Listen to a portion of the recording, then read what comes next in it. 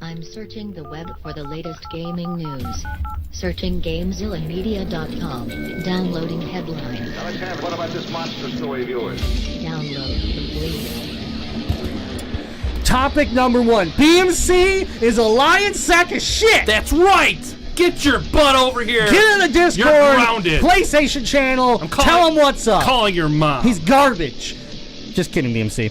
Topic number 1. Project xCloud has been announced by Microsoft.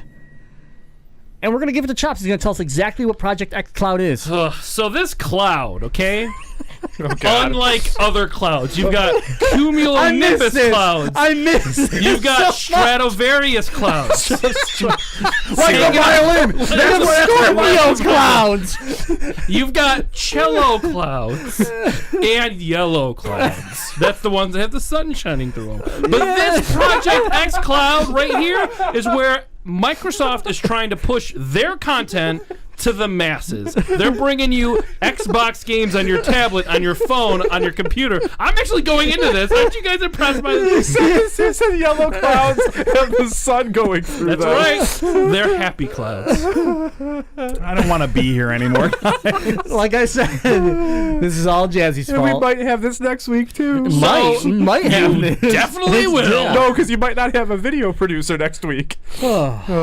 I'm pulling double duty then. There we go. Anyways, so yes, Microsoft is taking their content to streaming cloud platform. Basically, they're taking your Xbox, putting it in their server, and letting you pull the game down from their What cloud. if I don't want to have my Xbox? It's mine. I've already paid for it. That's great. You can pay for the Xbox, and then you can pay for the Surface as well. They want to double dip. Okay, good. That's all they want. As long as I can do that, then I'm happy. Well, I mean, that's fine. So it's kind of similar to what Google did recently when they were announcing, or recently that they announced that you could play Assassin's Creed Odyssey from your Chrome platform, your Chrome browser. Chromebook. Yeah, Chrome browser, whatever, yeah. I don't know technology. I'm not in IT. Yes, you are. Yes, I am. 100% are. So I think they're doing this as a move to get more reach in gamers, but is there specific things that they're doing that you want to highlight on here? Obviously, in this article, they highlighted you can play it on your phone. They have your Xbox connected to your tablet or your phone. They have this real stupid-looking, like, phone stand on the Xbox controller. Who buys that? I buy it. Did you buy one? It doesn't exist yet. Well, then you don't buy it. Right here, yeah, it's on the screen right now. It's dumb looking. Okay, listen. Why It's is it dumb. dumb? Why is it dumb looking? You're going to walk around with your phone on an Xbox controller? I'm not going to walk around and play that because I'm not an idiot. I'm going to sit down and play like No, that. Yeah. no. All these people are standing. All these people are actively moving. Chops, stop. No. Chops, I'm not going to let you do this to yourself. This is a promotional video. This is not real life. Yeah. They are just showing you what a product looks No. like. They're just trying to be Apple right All now. Okay? promotional videos are real life. Okay, so first of all, yes, they're trying to hit the masses. You know, Phil Spencer came out and said we want people that have never played Halo to have the chance to play Halo from their phone, from their tablet, from their computer, or an Xbox, right?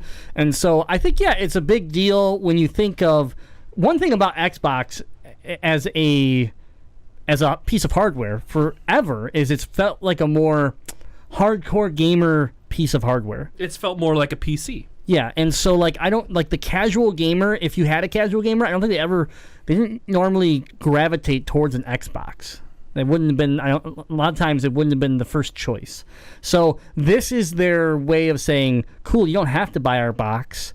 You can still get our games in a different way." And this is just, to me, it's that next step of the Play Anywhere platform that they started, whatever, year and a half ago, where any first-party game on the Xbox can also be played on the PC. And we've enjoyed that, where people like Doge they're playing Forza Horizon 4 right now, and they've played with people on the Xbox. We've done it with Halo, Gears of War, and some others. So it's really cool.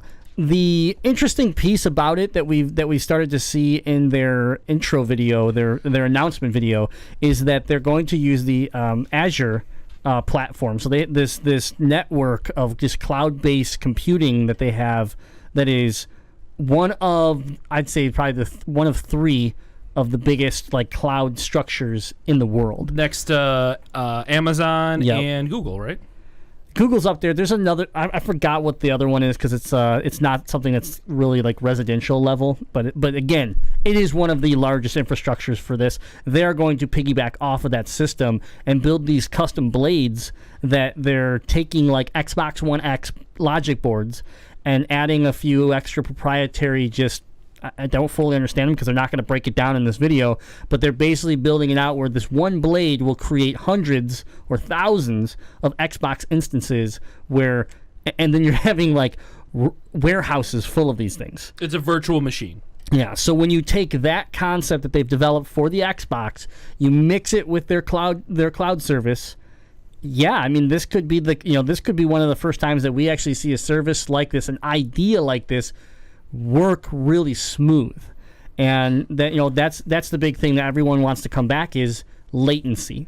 How is this going to work? How is it going to? And the video even touches base on 5G, saying that their technology that they're doing with this is going to push the limits of 5G, which isn't even really publicly out yet.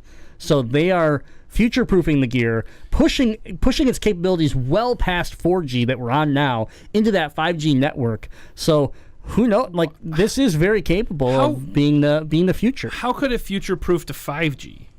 Well, 5G is out, so I mean they're able to use 5G in certain ways. Just not commercial, residential level is there's a little bit of it here and there. So for Microsoft, they've been able to test with 5G. And as far as the enhanced signal strength, the enhanced speeds, all that stuff is what they're saying is one big problem right now with streaming services where you don't have the game, it's being streamed to you, is latency, right? And the main reason of that is our infrastructure. Well, I was gonna say, is that on the developer and the company, or is it on your ISP? Because both. I think it's more on the ISP end.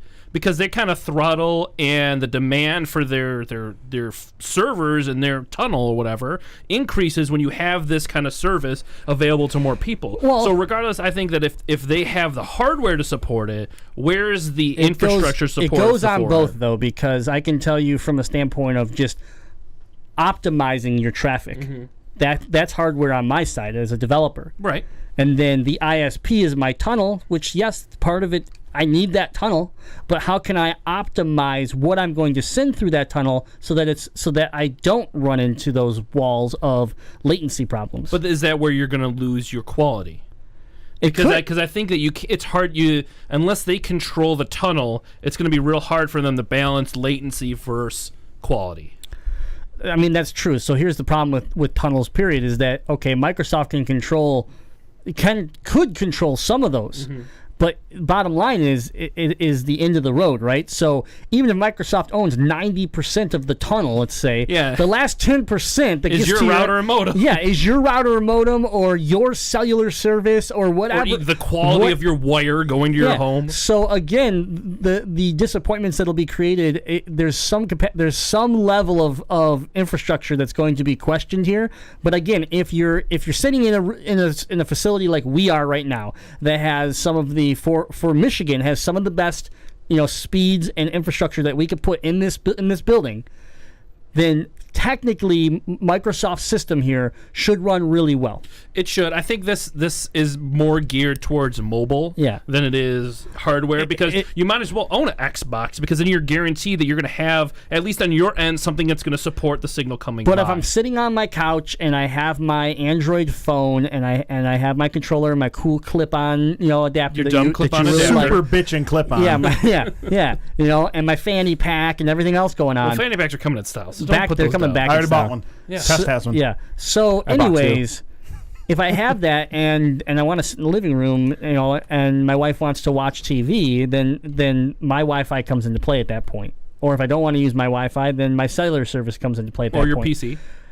Or my PC, which is all hardwired at that. But the bottom line is, like, if I take, I guess the example I like to use with the Switch is at work at lunch. Like, our internet is terrible. So I depend on my cellular service to give myself any online functionality for gaming at lunch at work. So is it going to be good enough where I could stream a game? Because I can tell you right now, and again, I don't know where to put the blame, but trying to use my hotspot on my Verizon cell phone to play a game of Rocket League online is horrible at best. Difficult. Horrible at best. Well, it's extra worse when your cheap friend who doesn't have an unlimited data plan is also on your phone. Yeah, I mean, we're running 2 switches, but still, like, I don't feel like it should be that, like, that should be too much stress on the network, as long as you have a good signal. But anyways, that is the question in the end, right? And some of the beta testing and like the private testing is going to be happening here this year. People are going to be able to actually start trying this out in a very limited release. But you know, I don't know. We'll see. As 5G rolls out, it opens up a whole new world of possibilities for this. I have a question for Testonomics. Yes, Chops. So when I see this also, I think of Xbox expanding their reach in their customer base. But I also think about, is this weakening their brand? And the reason why I'm coming to you is, if Nintendo were to do something like this where you're able to stream your games on multiple devices, would you feel less inclined to own a Nintendo product or feel less empowered by Nintendo if they were to do this? So if I could play Breath of the Wild using a Pro Controller and my cell phone. Yeah. I think it then makes these AAA title games a little bit more, like if you put it in the mobile phone world, like now they're just kind of cell phone games. But I can tell you that Nintendo currently does something like this on their Switch, where you can stream a game on from their hardware. Correct. Yeah. And I was fortunate enough to play Assassin's Creed Odyssey today at work. Oh, okay. Streamed via Nintendo Switch, because it didn't come out, there wasn't a hard copy made for it. Couple issues here. This is why I'm cautiously unoptimistic about how well this is going to work. One, this was a Japan-only game, so I'm assuming that the servers that this game is streaming from is coming from Japan. Mm-hmm. Yep. Two, I was using the person who owned the game. I didn't buy it. I'm not dumb. The person who owned the game on their hotspot of their cell phone through a VPN, because I think it had to be a Japanese IP. I don't know enough about networking, That's 100% so it was being filtered through an IP and then broadcasted as a hotspot.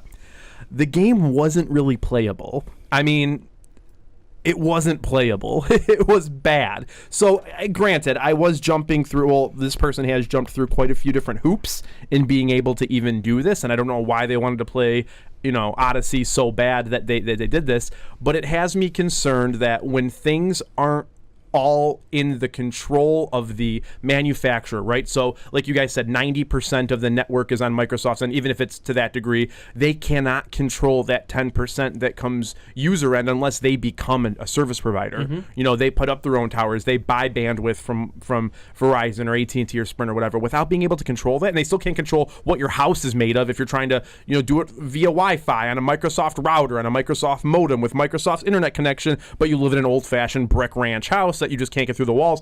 It really muddies everything, and when you can't control that user experience, then it's a problem. You will never, they will never control 100%, and the fact that they even threw out 90% is stupid. It's more like 40%. They will never control that environment, and even if you did control it, like Tess was saying, you still can't control the device that's in a person's hands. What happens when you've optimized something to run great on 5G, and you've got an S2, and 80% of the market still running 4G phones? Yeah. You're still gonna that's still gonna be a problem, and the problem with that is that they're trying to use your product, your service. It doesn't work, so the perception is that your product is garbage, even though it is optimized, and if you have the right device, it probably works great. Doesn't matter. So when you're playing the game of catch-up right now to PlayStation, and you're trying to expand the ability to for people to play games in so many different ways, the last thing you want to do is shoot yourself in the foot and create a service that doesn't run well, because it's kind of that same conversation we've had with PS4 Pro and the Xbox One X when they first hit, and how people don't understand what they even need when they buy this system, so they're disappointed, right? They buy. They don't even know how to configure their television to support their system. But like, how many people bought a PS4 Pro and hooked it up, and they were like, "Oh man, it's the same," right? And it's like, well, you hooked it to a 1080p TV. Like, there are enhancements, but not what you were expecting. And it was a letdown to the point where it made PlayStation look bad. It made Sony look bad, or in the Xbox One X version, it made Microsoft look bad. Like, if you have the right gear, it is a cool device. If you don't, it's a waste of money. And that's where we're getting at with this is, what is this going to cost? And Project xCloud clearly is that step of that next generation, right? So right now, what are they calling it? Scarlet, right, is the code name for the next generation of Xbox systems, and there's 2 SKUs, and the talk is one actual hardware that is powerful, and then one cloud-based box that's going to allow you to stream, right? And this is what they're building around that, along with, like we said, tablets and phones and all that stuff, but I don't know. I mean, we won't know. It's very interesting for a company like this that has that infrastructure that many other companies do not. I mean, when you talk about PlayStation Now, when they were trying to do this, like, Sony doesn't have an infrastructure like this. I'm sorry, they just don't. They do not have that business side of their company that Microsoft does to build it. And now they've even shifted gears where they're like, okay, we're going to let you download the game instead of stream it because we suck. Like, that's basically it. So yeah, like, PlayStation couldn't even fix it. They changed. And now Xbox is like, well, you copied us because we were already letting you do this, and we're going to do what you were trying to do, but we're going to do it the right way this time. Now it has to prove itself. They'll put their money where their mouth is. All right.